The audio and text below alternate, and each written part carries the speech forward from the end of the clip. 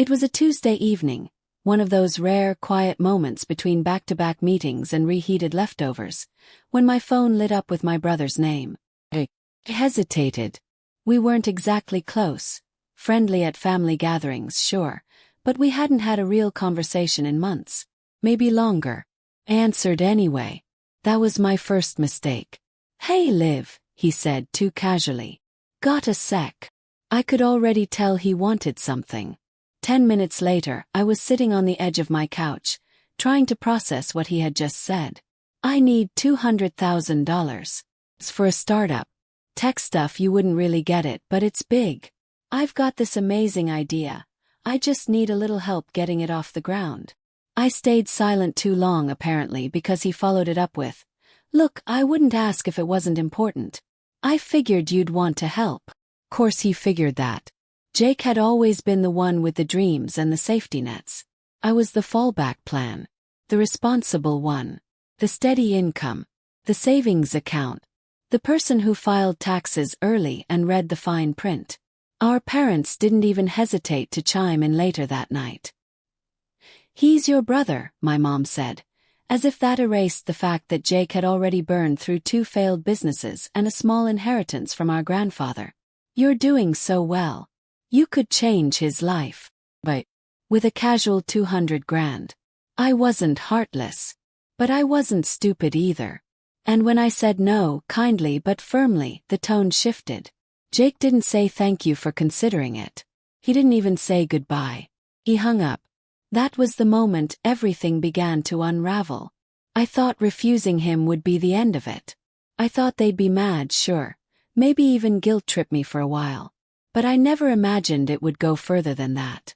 I certainly never thought I'd be sitting across from my brother in a courtroom 6 months later, defending myself against a lawsuit for emotional damages. But that's exactly what happened. 'Cause I said no. Looking back, it really shouldn't have surprised me. Not the ask, not the entitlement, and definitely not the meltdown that followed. Jake had been groomed for this moment his entire life, cushioned by our parents' blind devotion, while I was the one expected to hold everything together. We were only 2 years apart, but it always felt like we lived in different households. I was the rule follower, the straight-A student, the kid who knew when the electric bill was due by the time I was 10. My parents liked to say I was just naturally responsible, as if it wasn't the product of years of quietly absorbing the chaos around me. Jake, on the other hand, had a different label. Gifted but misunderstood. That's what Mom called him when he failed algebra twice in high school. That's what Dad said after Jake totaled his car and blamed the rain, even though he was drunk and texting. And when he maxed out 3 credit cards by the age of 24 on business expenses and Coachella tickets, they took out a loan to bail him out. "It's just money," Mom would sigh like money fell from trees. "He's trying." I wasn't allowed to try. I had to succeed. So I did. I put my head down and worked hard. I got a scholarship to a state university, graduated summa cum laude, and landed a competitive job in finance right out of school. While Jake bounced between temp jobs and business ventures that went nowhere, I built something real. I paid off my student loans by 26. Bought my first home by 28. No cosigners. No bailout. Success was my armor. Had to be. Because deep down, I knew that no matter how much I achieved, I'd never be the one they bragged about at dinner parties. That was Jake's territory. The golden boy with the big dreams. I was doing well, sure, but in that lukewarm, reliable way people talk about a sensible car. Still, I kept in touch. Called for birthdays. Flew home for holidays, even when it meant biting my tongue while Jake talked about his latest crypto idea, and my dad passed him another beer like he was some misunderstood genius. I told myself it wasn't worth the fight. That maintaining some connection, however shallow, was better than nothing. But even from that emotional distance, I felt the strain. Every conversation revolved around Jake. His job prospects. His girlfriends. His latest plan to disrupt something. I was the audience, never the main act. Even when I bought my home, a real milestone, my mom's reaction was lukewarm at best. "Oh, that's nice, sweetie. Hey, did you hear Jake might be moving to Austin?" He has this huge opportunity. I stopped expecting praise a long time ago.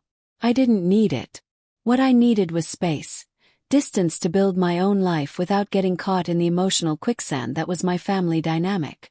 And for the most part I managed that. I created boundaries, even if they were invisible ones. But the thing about boundaries is people like Jake and the parents who enable him don't believe in them. To them, my success wasn't mine.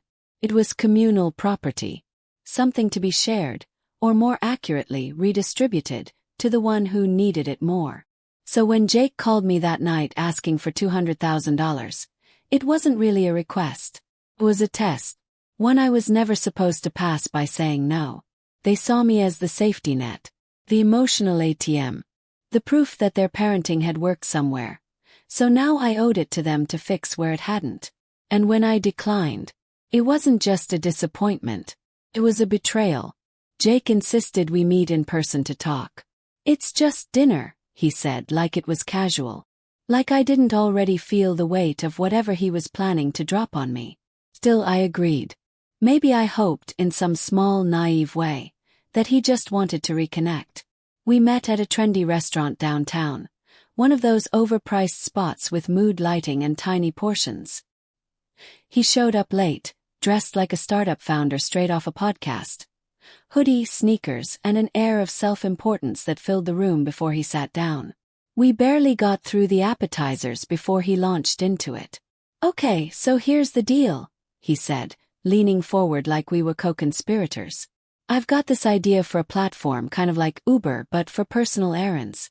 You know, dog walking, grocery runs, dry cleaning pickups. It's genius. People are busy. This automates the whole thing with AI." And blinked. "Isn't that just TaskRabbit?" He waved a hand. No, this is different. We'll integrate blockchain eventually. Maybe NFTs, depending on how the market goes. My wine glass hovered mid-air. "NFTs, for dog walking." He didn't laugh. He was serious, and painfully confident. Jake had a binder. Yes, a literal binder. Of sketches, loose budgeting estimates, and buzzwords. There were no projections, no revenue model, no development plan. Just vibes and bravado. "I just need an investor," he said. "You ideally. 200 grand gets us off the ground. I'll even give you 10% equity." I smiled tight-lipped. "Jake, I really admire your ambition, but that's a lot of money. I'd need to see more, like a proper business plan, maybe a prototype." He cut me off. "Seriously? You're gonna play the hard ass? You make more than that in a year, don't you?" That's when the tone changed. "You wouldn't have that job if mom and dad hadn't raised you the way they did. They paid for your first car, your college app fees. We all made sacrifices so you could succeed." I stared at him. "You think I owe you because mom and dad did their job as parents?" Before he could answer, mom and dad appeared, apparently invited without my knowledge. They slid into the booth like this had always been the plan. "Sweetheart," Mom began in that rehearsed soft-spoken voice that always masked a dagger. "Your brother is trying to do something meaningful. You could really help him." Dad nodded. "You're being selfish. We're family." I looked around the table. 3 sets of eyes staring at me, expecting me to fold like I always had. It was a performance, and I was the only one off script. I put my napkin down slowly. "I love you all, but I'm not a bank. I've worked hard for what I have, and I'm not comfortable funding something I don't believe in." Silence. Jake's face twisted into something ugly. "Wow. Unbelievable." He stood up so fast his chair screeched across the floor. People turned to look. He didn't care. "You always thought you were better than me," he spat. "Don't worry. I'll find someone who actually believes in me." And then he stormed out, binder under his arm, dreams intact, pride in shreds. Mom looked at me like I had just thrown a baby into traffic. "I hope you're happy," she said quietly before following him out. Dad didn't say anything, just shook his head and left. And I sat there, alone at the table, trying to figure out how no had turned me into the villain. The next morning, I woke up to a flood of texts. Some from Jake. Most from my mom. A few from extended family members I hadn't spoken to in years. And one from my Aunt Rhonda who opened with, "I'm not trying to take sides but," which always means exactly that. The family group chat, usually reserved for bad memes and holiday logistics, had mutated overnight into a firing squad. "We raised you better than this. Dad, you're not the only one who needs help in this family. Cousin Lisa, is this really about money or just you being petty? Uncle Rick, you're rich, he's struggling." Think about that for a second. The words blurred together. Somewhere in there, Jake had posted a passive-aggressive message along the lines of, "Not everyone gets support when they need it. Some people would rather watch you drown from their penthouse view." It was vague enough to be deniable but specific enough that everyone knew exactly who he meant. My phone didn't stop buzzing for 2 days. I didn't reply to any of it. I told myself I didn't owe anyone an explanation, but the silence felt heavy. Like I was guilty of something I couldn't quite name. Even my mom's voicemails had this haunting quality, like she was mourning the daughter she thought she had. "You used to care about people. What happened to you?" It was emotional blackmail, plain and simple. But when it comes from the people who raised you, it doesn't feel like manipulation, it feels like your fault. I confided in a few close friends. They were quick to take my side. "Liv, that's insane," my best friend Tara said. "You don't owe him a cent." "Honestly, it's abusive," said Daniel, a co-worker who'd met my family once and still referred to them as the guilt trip Olympics. They were right. I knew they were right. And yet, a part of me kept asking, am I being cruel? Maybe I could have given him some money. A smaller amount. A loan with terms. A token gesture. Would that have kept the peace? But then I remembered the look in Jake's eyes when I said no. That mixture of disbelief and entitlement, like I'd broken some unspoken contract. No amount of compromise would have satisfied him. This wasn't about support, it was about control. Then came the post. Not just in the group chat, Jake took it public. A long, dramatic Facebook rant about being the black sheep. About how some people in our lives pretend to care, but when it comes down to it, they turn their backs. He never said my name. He didn't have to. The comments poured in. Sympathetic strangers and distant cousins offering thoughts and prayers, telling him he deserved better. One even tagged me with a comment that said, "Wow. If this is about who I think it is, she's heartless." That stung more than I wanted to admit. By the end of the week, I'd muted the group chat, blocked a few numbers, and locked down my social media. I felt like I'd been put on trial in a court of public opinion, sentenced without a chance to speak. And worst of all, they made me feel like maybe I deserved it. The envelope came on a Thursday. I was sorting through the usual mail, bills, junk, a magazine I hadn't subscribed to in years, when I saw it. Thick, official, my name typed in stiff block letters. I opened it without thinking, assuming it was some financial paperwork. It wasn't. It was a lawsuit. Jake was suing me for emotional damages and breach of implied contract. I sat down right there on the kitchen floor, rereading the words over and over, hoping I was misunderstanding. But no, according to Jake's attorney, I had led him to believe I would financially support his business endeavor, and my refusal had caused him undue psychological distress and reputational harm. It read like fiction, bad fiction, but it was real. I didn't cry. I didn't scream. I didn't even text him. I just stared at the wall, stunned into a silence so dense it felt like drowning. The next day I called a lawyer. A real one. Not just a friend of a friend. She was kind, thorough, and after reading the papers, visibly exasperated. "This is ridiculous," she said. "But unfortunately, anyone can file a suit. We'll have to respond." The process was humiliating. There's something uniquely painful about having to defend your decision not to give away hundreds of thousands of dollars. Like being punished for having boundaries. Jake claimed I'd made verbal assurances during our dinner. That I had implicitly agreed to fund his business based on my financial capacity and our family history of mutual support. Mutual support. That was rich. Worse still, my parents backed him. Legally and emotionally. They co-signed an affidavit claiming they had overheard conversations, where I allegedly promised to help Jake.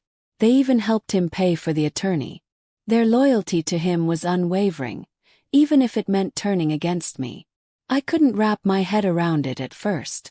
The betrayal was so bold, so complete that it felt surreal. I kept asking myself, why would they do this? Why go this far? And then it hit me. This wasn't about the money. Not really. This was about control. Saying no had cracked the foundation of our family's unspoken agreement. That I was the reliable one, the safety net, the person who never said no. My refusal had challenged their entire narrative. And instead of confronting their enabling behavior, they turned me into the problem. If I wouldn't play my role, they'd punish me until I did. It was power disguised as family loyalty. Manipulation dressed up in legal language.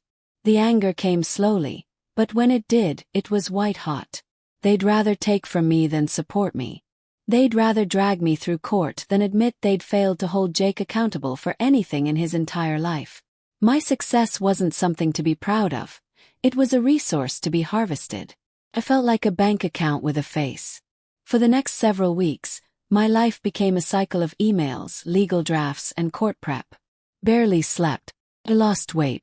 I had stress headaches so severe I couldn't look at screens for more than an hour. And still I said nothing to them. Not a call. Not a message. Nothing. They had made their choice. So I made mine. I would fight this. Not just because the claims were absurd, but because I needed to draw the line somewhere. For the first time in my life, I wasn't going to keep the peace. I wasn't going to apologize for existing outside of their expectations. I was done. Whatever the cost, I would see it through. Even if it meant tearing the last threads of our relationship apart. The courtroom was colder than I expected, physically and emotionally. A sterile place where truth was reduced to exhibits and testimonies, and family history was stripped down to legal jargon. Jake sat across the aisle from me, looking polished in a suit he probably borrowed from our dad. He didn't meet my eyes. His expression was calculated calm, but I knew him well enough to see the edge underneath, the wounded pride, the anger. His lawyer started strong. Polish. He laid out a narrative of betrayal wrapped in sentimentality.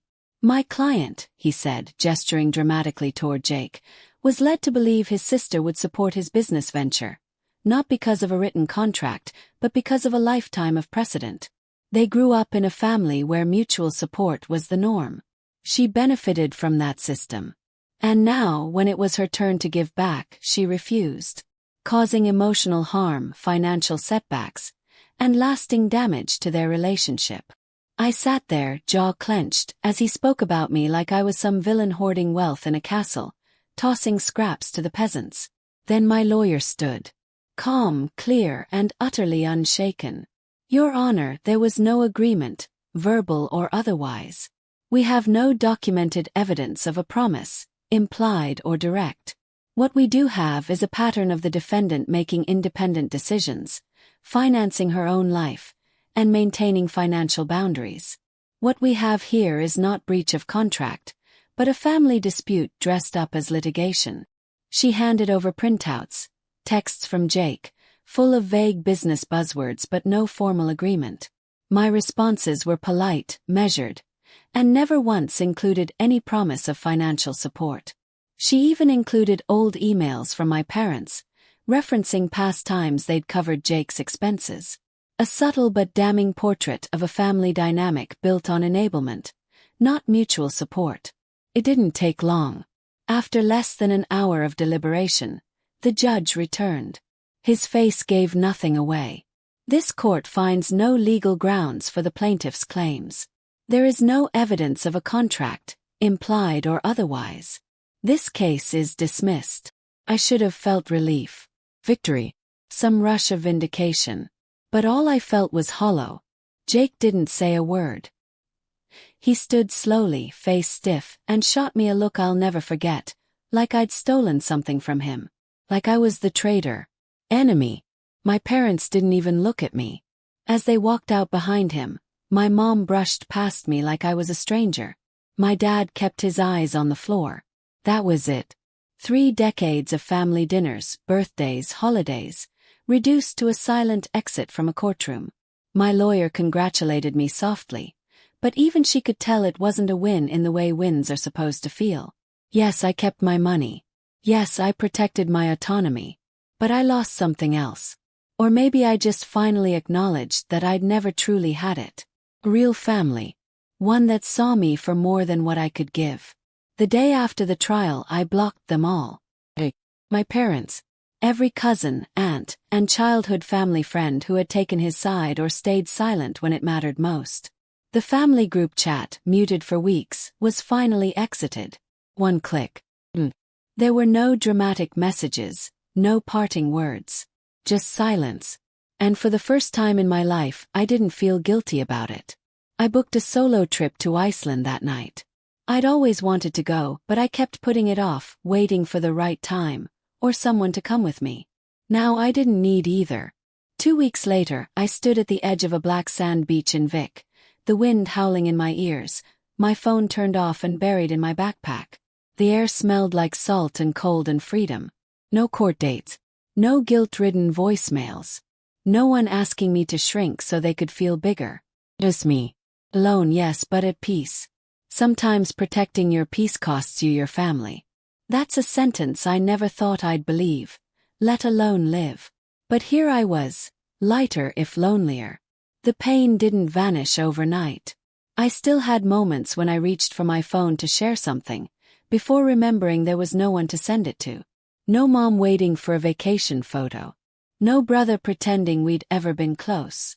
But what I did have was clarity. I had built a life on my own. I had survived their anger, their disappointment, their lawsuits. And I had walked away, not bitter but free. Family is supposed to be a place you run to, not from. When it's not, you get to choose something else. Yourself. As the northern lights shimmered faintly on the horizon that night, I whispered into the wind, more to myself than anyone else. I choose me. And for once that was enough.